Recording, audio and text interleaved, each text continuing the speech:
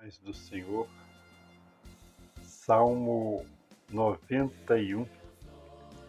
Aquele que habita no esconderijo do Altíssimo, à sombra do Onipotente descansará. Ora, o Altíssimo é o Pai, e Ele tem um esconderijo? Sim. Por isso a palavra diz: aquele que habita no esconderijo do Altíssimo. E para acessar um esconderijo, é preciso conhecer o segredo. Ninguém dá o endereço, não é? Ou escreve esconderijo do Altíssimo, Avenida das Candeias, número 1000. Não. O esconderijo é um lugar onde somente aqueles que poderão entrar vão ter acesso. Ontem eu falei sobre Mateus 11:28 e é dito lá o seguinte: aprendei de mim que sou manso e humilde e encontrareis descanso para as vossas almas. Aqui no Salmo 91, verso 1, aquele que habita no esconderijo do Altíssimo, à sombra do Onipotente, descansará. Está ligado? Então, quando nós aprendemos a ser humildes, nós vamos encontrar descanso. Mas descanso para o quê? Para a carne? Também. Mas o principal descanso aqui é o descanso da alma, como está lá em Mateus 11:28. Direi do Senhor: Ele é o meu Deus, o meu refúgio, a minha fortaleza, nele confiarei. A fé, ela precisa ser fé inabalável. Ela precisa ser fé amadurecida para acessar o esconderijo, alcançar descanso. Ela não pode ser uma fé volúvel, não é? Verso de número 3, porque ele te livrará do laço do passarinheiro e da peste perniciosa. Veja que aqui o crente, aquele que crê em Deus e no seu Filho Jesus Cristo e no seu Espírito Santo, é colocado como um pássaro, não é? Te livrará do laço do passarinheiro e da peste perniciosa, porque o laço é algo que está oculto. O pássaro é incauto, ele não sabe onde está. Muitas vezes esse laço está no galho da árvore, onde ele vai pousar tranquilamente, é um direito dele de pousar, e quando ele coloca o pezinho lá, ele é preso, ele é aprisionado. O verso de número 4, ele te cobrirá com as suas penas. Bom, lá fomos chamados de aves, aqui de filhotes, né? Cobrirá com as suas penas, e debaixo das suas asas estará seguro. Só acessa as asas de um pássaro maior, um adulto, os filhotes, que ainda não têm asas prontas, que ainda não têm capacidade de gerar calor para si mesmo. Então, nós somos como aves, filhotes pequenas, que necessitamos das asas do verdadeiro amor de Deus. É interessante porque alguém conta que pegou fogo em uma região rural e as pessoas socorreram ali, fizeram uma proteção para o fogo não chegar até a casa e tal. E foi um dia muito trabalhoso para poder se livrar do fogo. Mas de noite eles lembraram: e a galinha de pinto, gente? ela estava no pasto. O que aconteceu com ela? No outro dia foram lá e acharam ela queimada, porém os pintinhos vivos debaixo dela. Então, se uma ave faz isto pelas suas crias, quanto mais um Deus poderoso como é o nosso Deus. Verso 5, não temerás espanto noturno, nem seta que voe de dia. Quando é que você não teme? Hoje nós estamos no tempo dos espantos noturnos. Notícias de cometas vindo e a NASA mandando sondas para tentar destruí-los no espaço. Notícias de pestes, de vírus. Mas quando é que você não teme? O Salmo 23 diz o seguinte: ainda que eu andasse pelo vale da sombra da morte, não temeria mal algum, porque tu estás comigo. Bom, o Senhor está conosco à medida em que nós estamos com Ele. Você tem estado com o Senhor? Você tem sido passo a passo com o Senhor? Ou você tem sido alguém que tem amado o mundo? Você já ouviu dizer que quem ama o mundo, o amor do Pai não está nele? Sim. Então, se você ama o mundo, se fascina pelo mundo, você está se fascinando por um campo que não é dele. Porque o mundo não é dele. Se o mundo fosse dele, o mundo não seria injusto.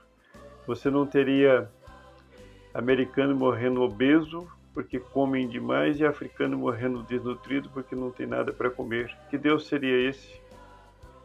Mas o mundo não é dele. O mundo, por causa do pecado dos primeiros pais, veio a cair nas mãos de Satanás, o tentador, o inimigo, o adversário. Não temerás espanto noturno, nem seta que voe de dia. Então há coisas às vezes que parece que está às claras, mas vem nela uma seta que você não sabe quem atirou. Mas quem está com o Senhor, vivendo com Ele uma vida de comunhão, não teme. Verso 6, nem peste que ande na escuridão, nem mortandade que assole ao meio-dia. Interessante, não é? Mortandade que assole ao meio-dia. Pois é, você, se estiver em santificação, em obediência, você não vai temer estas coisas. O verso 7 é muito importante, ele diz assim: 1000 cairão ao teu lado. Aqui tem uma equação. Qual lado? Ele não te deu o lado. E 10.000 à tua direita. Mas tu não serás atingido. Então, se 1000 cairão ao meu lado, embora ele não me dê o lado, mas 10.000 caem à minha direita, então eu vou, na equação, entender que 1000 cairão à minha esquerda, né? E se 1000 cairão ao meu lado, 10.000 à minha direita, mas eu não vou ser atingido, é porque eu não estou nem na direita nem na esquerda. Eu estou no centro. Interessante que Cristo é o centro da vontade de Deus. Ele é aquele que sem pecado vai se entregar para que nós pudéssemos ser salvos. Então, Jesus tem estado no centro da sua vida. Sim, Ele é o centro, então você não vai ser atingido não, meu irmão. Mas se Ele estiver num cantinho, se Ele estiver do lado esquerdo, do lado direito, se Ele estiver ali apenas como peça de decoração, olha, tema, viu? A palavra diz no verso 8, somente com os teus olhos olharás e verás a recompensa dos ímpios. Está para acontecer, viu? Porque o que vai vir primeiro vai ser um caos, viu? Está para acontecer agora, um caos. Este caos vai trazer um líder, um caos maior ainda, provavelmente uma guerra de escala mundial. Esse caos trará um líder, e esse líder vai se apresentar como a salvação do mundo, né? E aí você vai ter esse líder governando por 3 anos e meio com falsa paz. Então não é a tribulação ainda. A tribulação é quando ele resolver perseguir o povo de Deus. Aí termina-se a falsa paz com 3 anos e meio de governo dele. Aí começa a tribulação. Mas a palavra diz assim: porque tu, ó Senhor, és o meu refúgio, o Altíssimo é a tua habitação. Verso 10: nenhum mal te sucederá, nem praga alguma chegará à tua tenda. Olha, é importante lembrar, há 2 tendas aqui. Uma delas é a casa física onde moramos e outra delas é o coração. Às vezes a nossa casa física pode cair por causa de temporais, como está acontecendo agora, muita chuva, né? Ela pode ruir, mas é a nossa tenda, onde habitamos corporalmente. Se ela estiver em Cristo, nenhum mal vai chegar a ela. Verso 11: porque a seus anjos dará ordem a seu respeito, para te guardarem em todos os teus caminhos. Meus irmãos, isso aqui aconteceu com o Senhor Jesus, não é? Ele foi guardado em todos os caminhos. Mas guardado de quê? De errar. Ele nunca tropeçou em pedra alguma, mas foi morto em uma cruz. Então, o que não pode acontecer conosco é perdermos a salvação, perdermos Cristo. Eles te sustentarão nas suas mãos para que não tropeces com teu pé em pedra. Foi com esse versículo que Satanás tentou ao Senhor Jesus Cristo.